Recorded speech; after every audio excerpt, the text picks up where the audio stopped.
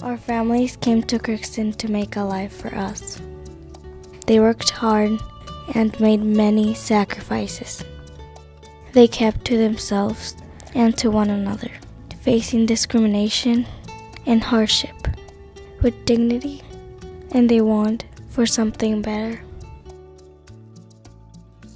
We as Latinos are rising. We seek respect for our histories, for our families' contributions, and for what we have yet to achieve.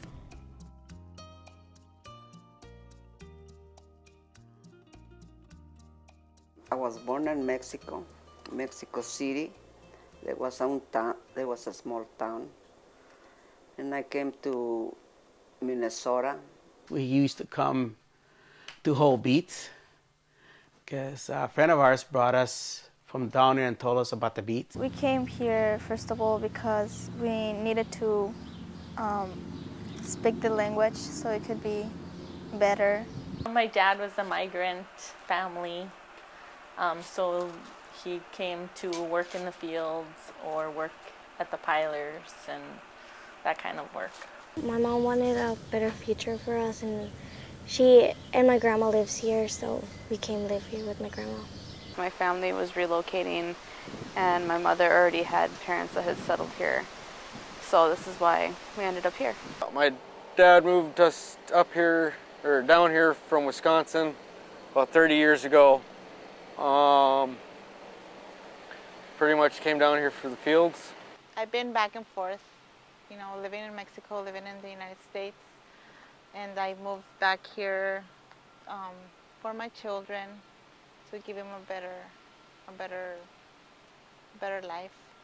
The reason I came to Crookston was because my father was a migrant worker, and him and his family had been coming here for years, since they were children. They rented a house in Grand Forks, North Dakota. And from there, in the wintertime, we were working for Ryan's Potatoes. And my mom was working for Jiffy Fry back then. So we all were working as a family. We had to take the wheat out of the plants of the beets, the ones that are in the middle. And we had to go maybe half a mile or a mile and come back and go again. And that's what we did in the spring. And then in the fall, we had to, the machine, you know, they bring the beets, and then we had to take them and put in a kind of a box of the beets so they can take them in the trucks. And that's what we did when it was pretty kind of cold in October. But it was fun, to do it. This was a job. And then after that, you know, well, some people, they go to Texas. But we stay here all year round. I'm in their sewer wastewater department. Maintain all lift stations and sewer lines. How long you been working for them? 6 years. How did you come about the job? I worked a couple summers with them and then went in for a full-time position and got in that way. When I started into the 1980s, there wasn't that many Hispanics working there. You know, they wanted the jobs back then, I think, mainly for the white people, and they kept us in a lower level where our dirty jobs were. Even if it was hot, we had to work. Sometimes it was 90 degrees, and we were in the field working and working every day. So it didn't make any difference, so you just had to work. You know, they gave me a hard time because I bidded for some of the good jobs, higher paying jobs. And I know I had to go through a test before anybody else did. I know they didn't want me in the job, but I already had in my mind, I'm going to have to do whatever I have to do to get this job. I'm going to have to do it better than they do. Well, yeah, there was people that didn't like Mexican people. But I didn't know that. I mean, my husband did. You know, that they didn't want him, and when they go someplace, you know, they look him like they were not welcome or something, you know. But people here are not used to seeing Hispanics, or they relate Hispanics with drugs and other bad stuff. And they feel like we cannot stand up for ourselves and do better and have an education in that. So your years working in there, did you experience any racist issues? Just a little bit. Like what? Name calling in the beginning, but all that was squashed because they were all looking to get fired if that continued. Because that's a zero tolerance for the city, so. I had a tough transition from, it's a culture shock arriving here and being a junior and going to school here and not having a lot of people that I could relate to. It was very difficult. I struggled. I was not successful at high school. My grades went down. Participation in sports. I just didn't have the support. I just didn't feel like I was part of the community or part of anything. When I first got here, it was hard because I didn't know English, and then they would just like always make fun of me and blah, blah, blah. Once I learned English already, I mean, I couldn't defend myself. It was really hard for me to keep on talking to them and how they had to be standing up for themselves when they didn't even know how to talk very good about it. And it was hard because it was me back and forth going to school and talking, and about it, and so I even had to put a stop to a teacher because he was kind of talking about Mexicans too much bad about Mexicans, actually, and so it was always hurting my daughter. When we first got here, their famous word around here was "spicks." Me and my brother didn't even get a block from school, and we ended up in fights.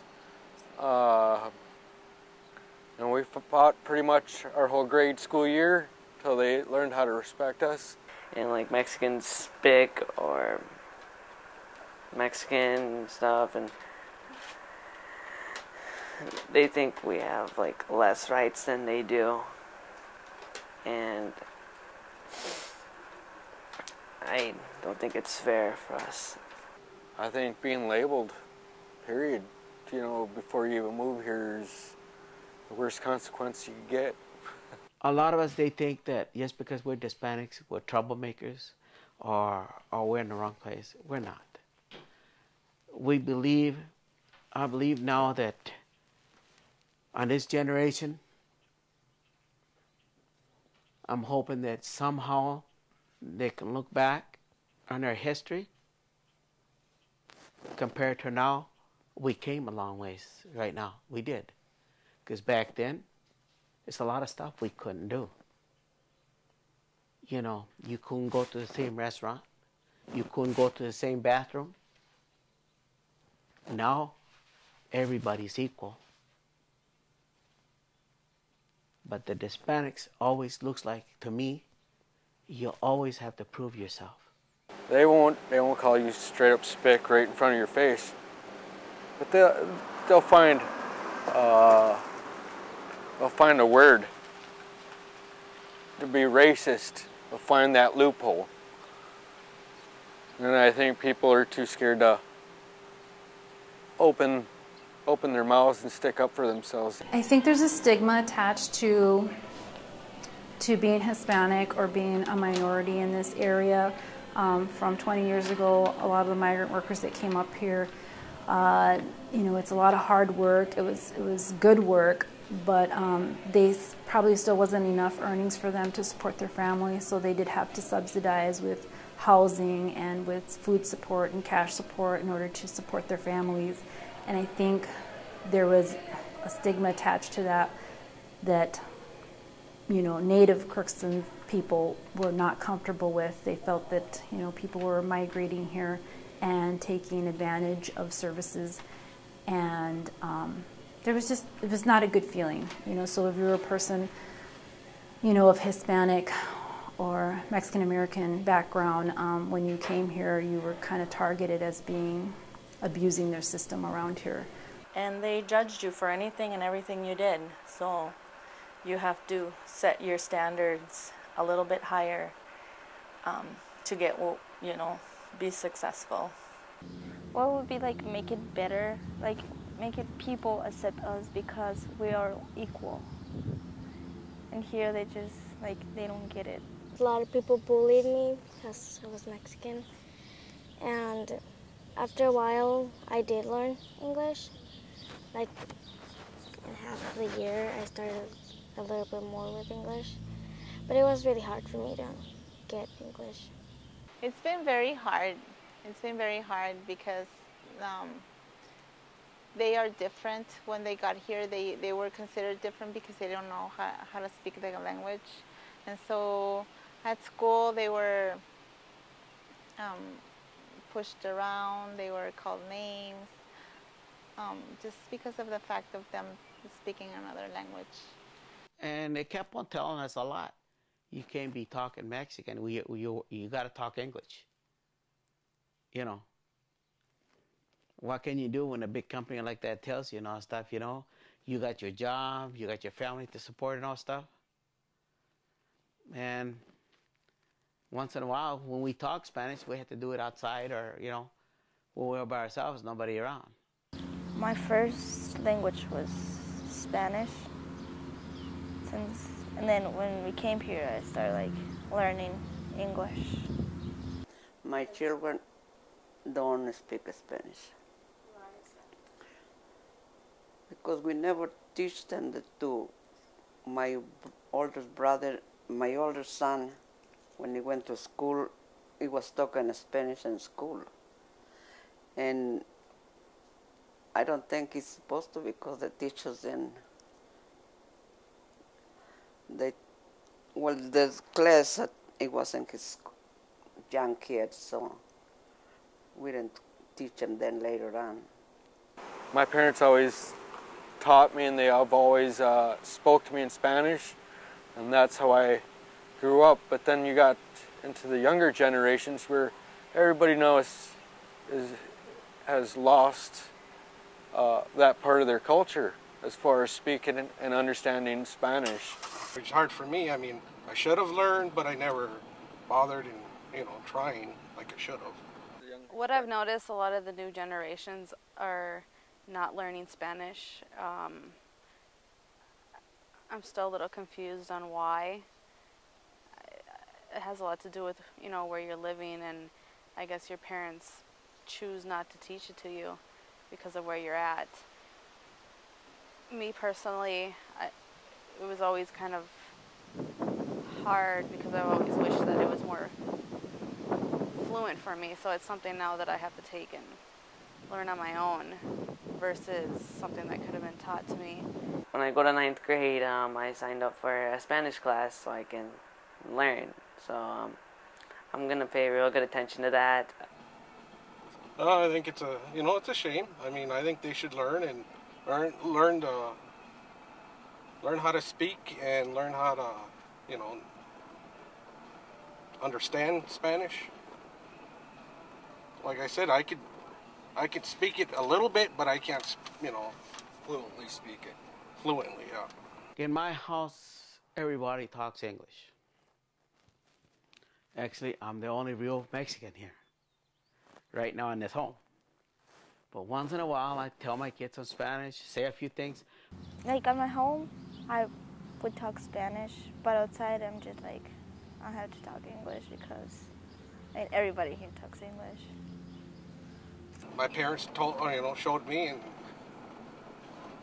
show it to them, you know, food, making, you know, the Mexican food, some of the Mexican traditions like, you know, music and, you know, just little things like that, I think, help. My mom and my aunt make Mexican food, and we watch like movies together and stuff. I do miss my culture. I'm not going to say I don't. That's all I can say. I think in Crookston, Minnesota, most people label all the Hispanics as being Mexican American, which is the most dominant Hispanic population here. There are also people that have came from like El Salvador, Guatemala, Puerto Rico that are living in Crookston and even, I guess, struggle to find their identity as well because they're even a smaller percentage. We have a wonderful culture, it's just, dying slowly, and teach our younger generations, including my kids, I'd love for them guys to learn everything that I grew up with. In the past 20 years, I've seen a gradual incline in Latinos in the professional areas, such as nursing, teaching, social work. A lot of more Latinos are graduating from high school, moving on to other secondary education or post-secondary education, walking away with degrees, getting loans, getting mortgages, owning homes. So I think we have a bright future. Even business owners. I know we've had a couple in Crookston that have been able to establish their own business. I think we have a good future here. I think there should be like more Mexican doctors and lawyers, and I want to see Ramirez Law Firm or Sanchez Business, or I think all our surnames should be posted up all over bulletins. Let them know you're Mexican and, be proud of who you are and don't change for anybody. Stay in school.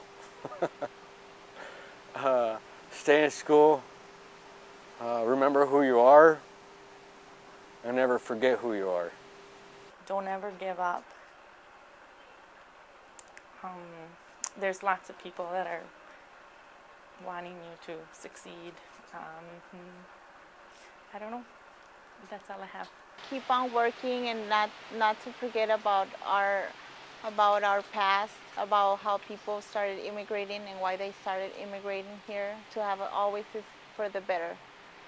And not to forget that, that we have to work to be a better community. Yeah, I don't know if Crookston or our community was ready for us, but whether or not, I think our elders did a great job of holding their ground, doing what's right for their family, finding housing, finding jobs, standing by their kids, sending them to school, being nurturing to us, educating us, keeping us proud of ourselves, our own accomplishments, and our own community, making sure that we would keep on course and better ourselves. I think as parents, you always want better for your children, and I think our elders did that for us. We as Latinos are rising. We seek respect for our histories, for our families' contributions, and for what we have yet to achieve.